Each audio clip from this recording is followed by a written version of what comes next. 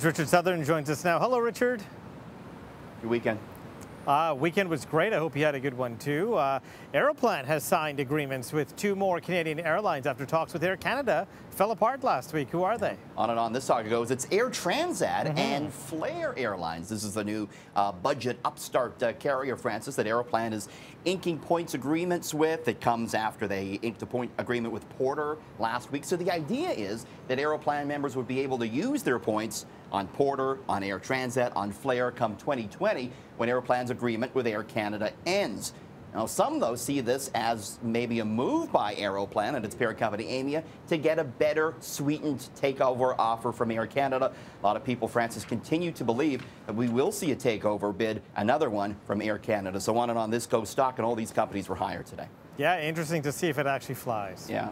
Well, Saudi Arabia's national airline is pulling out of Pearson amid that diplomatic rift between the two countries. Yeah, this is quite something. That one tweet over the weekend sparking all sorts of trouble here. This is Saudia, the official state airline of Saudi Arabia. It's going to stop flying into and out of Pearson Airport come August 13th. They had as many as 2 daily flights out of Toronto to the Saudi capital of Riyadh and the other to Jeddah. But again, that's going to come to an end. Of course, a big diplomatic rift started by Canada's Global Affairs Ministry. They tweeted that, spoke out against the detention of 2 female bloggers and activists in the country. Saudi Arabia took issue with that. We also found out, Francis, that Saudi Arabia will stop buying Canadian wheat and barley. So this is a big issue because Canada exports $1.5 billion of goods to Saudi Arabia every year. Elon Musk says he's considering taking Tesla private. Quite a shocking tweet from the CEO of Tesla this afternoon, and this was it. It says, I'm considering taking Tesla private at $400, $420 per share, funding secured. That $420 is above the $379 that the stock closed at. Here's the problem. Tesla facing a big cash crunch, facing a lot of investors who are betting that the stock will go lower, a lot of short interest. And so Musk is under big pressure to turn a profit, and some feel that he wants to take the company private because he's expecting more big losses in the 3rd and 4th quarter. He's going to need $50 billion to take this company private. Nobody's sure where he's going to get that from, Francis. So interesting days with Tesla. Financing secured. He said it, but who's in on it? We have no idea. A lot of mystery about that tweet. Okay, it's me. I know. You splashing your cash around again. Yeah, you know. Talk about a financial hangover. So more of us than ever are shopping online while drunk, and the amount we spend depends on what our drink of choice is. Yeah, this is quite the fascinating study out of the States here, Dave Francis. It found the average, this is a huge number, I don't know if this is true or not, but this is what they say. Average person spends $447 drunk shopping online every year. Is that true? I don't know. Women spend a little bit more than men. 51% of all products bought while drunk are returned. Most regretful drunk purchases. Number 1, cell phones and cell phone accessories. Yeah. Shouldn't have bought that new iPhone after a couple of drinks. Books. Homeware. Kitchen supplies. Maybe you're hungry when you're doing this. You know, housewares are new glasses, right? You're thinking, there's a chip in my wine glass. Yeah, just buy another couple.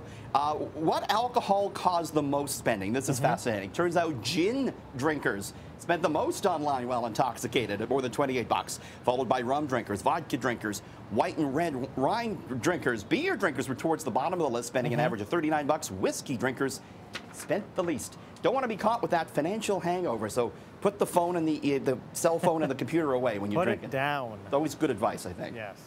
Well, polish up your resume. This could be a dream job for many. Nutella is looking for taste testers. Where do we sign up? Yeah, seriously, we'll take a stab at this one. The Ferraro company, which makes Nutella, looking for 60 so-called sensory judges who will be paid for tasting the popular hazelnut spread. Company says no experience necessary, though you do have to be willing to relocate to Ferraro's headquarters in Italy. Nutella has such a big worldwide demand lately that we saw many riots break out in France earlier this year when they sold the spread at a discount. Costco recently coming up with its own generic brand of Nutella. That's how popular it is. So that would be quite the interesting job indeed. Maybe not so good for you, but be fun to do. Do they give you the house in Italy too? Because, gosh, that would seal the deal for me. That's it. We'll go and party with George Clooney and eat Nutella all day long.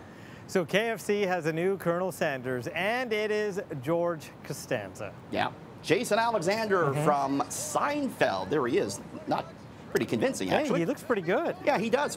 So this is the newest ad by KFC. He's going to help promote their new takeout bundle. KFC has cast a wide range of stars to play Colonel Sanders in recent years, including Daryl Hammond and even Reba McEntire. Yes. And the campaign has actually sparked a bit of a turnaround for the brand. It's seen some moderate sales growth since the new commercials rolled out. Jason Alexander here, kind of doing a spoof of the sitcom shows that you've seen out of the States. It's because they haven't asked Richard Southern yet. That would put them over the top. I could do a pretty convincing one with my 11 herbs and spices. With the goatee, it might work. I might eat away all the profit, though. That's the problem. That's right. They'd be left with nothing. All right. Thank you, Richard.